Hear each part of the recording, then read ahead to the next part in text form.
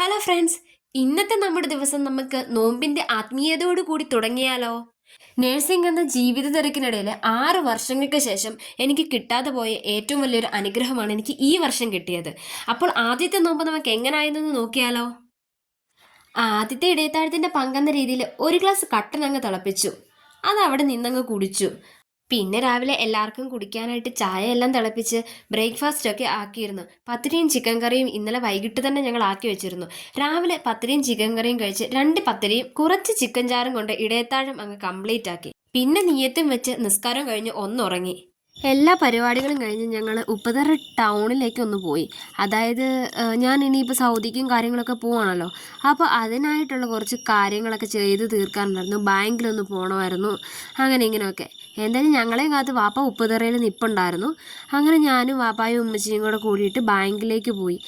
ബാങ്കിലെല്ലാം പോയി ഞങ്ങൾ കാര്യങ്ങളെല്ലാം തീർത്ത് ഒരു 12:30 ആകുമ്പോഴത്തേനും എല്ലാം ഫിനിഷായി. ഞങ്ങൾ തിരിച്ച് വീട്ടിലേക്ക് വന്നു. പിന്നെ നോമ്പ് തുറക്കാനുള്ള ഫുഡ് കാര്യങ്ങളൊക്കെ ഉണ്ടാക്കണമായിരുന്നു. അപ്പോൾ നമുക്ക് എന്താണെങ്കിലും നോമ്പുള്ളപ്പോഴാണെങ്കിലും നോമ്പില്ലാത്തപ്പോഴാണെങ്കിലും നമ്മുടെ വീട്ടിൽ എന്നും സ്ഥിരമായിട്ടുള്ളൊരു വിഭവമാണ് ഈ കപ്പ. കപ്പയില്ലാത്തൊരു കളി നമ്മുടെ വീട്ടിലില്ല.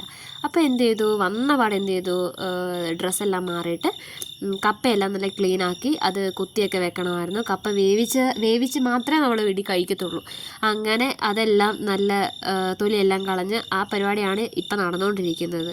പകലൽ നിശാനിയാലം പരിപാലക സഹായ മഖ്ലൂഖ് ജിൻ ഇൻസാന മലക്ക് സമാനൂന തഖ്തീർ കലം പ്രസ്ഥാന തഅലീമുലൗഹസ്ഥാന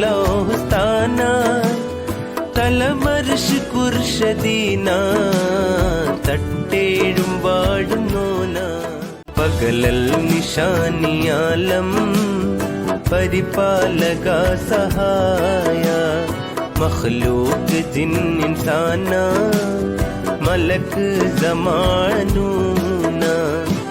കപ്പയെല്ലാം പൊളിച്ച് നന്നായിട്ട് ഞാൻ കഴുകി എടുത്തിട്ടുണ്ട്. അതെല്ലാം കഴിഞ്ഞിട്ട് ഞങ്ങൾ നല്ല അടിപൊളി വട്ടയപ്പം ഉണ്ടാക്കാനുള്ള പരിപാടിയാണ്. അതിൻ്റെ സെറ്റപ്പുകളെല്ലാം ഉമ്മച്ചിക്ക് അറിയത്തുള്ളായിരുന്നു. അതെല്ലാം ഇഡ്ഡലിത്തട്ടിനകത്തൊക്കെ വെച്ചിട്ട് നല്ല അടിപൊളിയായിട്ട് ഉമ്മച്ചി എടുത്തു. പിന്നെ എൻ്റെ മെയിൻ ഇന്നത്തെ പരിപാടി എന്നായിരുന്നെന്ന് വെച്ചാൽ തണ്ണിമത്തൻ അത് വെച്ചിട്ട് നല്ല ഒന്നാന്തരം ഒരു മുഹബത്ത് കാ സർബത്ത് ഉണ്ടാക്കി. അത് ഇങ്ങനെയായി. എന്തായാലും നോമ്പ് തുറക്കാൻ ഇത്രയും വിഭവങ്ങളായിരുന്നു ഞങ്ങൾക്ക് ഇന്നുണ്ടായിരുന്നത്. പിന്നെ വട്ടയപ്പത്തിൻ്റെ ടേസ്റ്റ് നോക്കാൻ വാപ്പായെ ഏൽപ്പിച്ചത്. അഭിപ്രായം പറയാൻ പറഞ്ഞപ്പോഴേക്കും ഇങ്ങനെയാണ് നമ്മുടെ വാപ്പ അഭിപ്രായം പറയുന്നത്. ഇത് എന്ത് അഭിപ്രായമാണ് എന്ന് എനിക്ക് മനസ്സിലായിട്ടില്ല. എന്തായാലും ഇഷ്ടപ്പെട്ടു. 2-3 പീസ് കഴിച്ചിട്ടുണ്ട്. കണ്ടോ, ഇങ്ങനെയാണ് നമ്മുടെ അഭിപ്രായം. ഇതിനകത്ത് നമ്മൾ എന്താണ് ഗേസ് മനസ്സിലാക്കേണ്ടത്? അടിപൊളിയാന്ന് പറഞ്ഞു.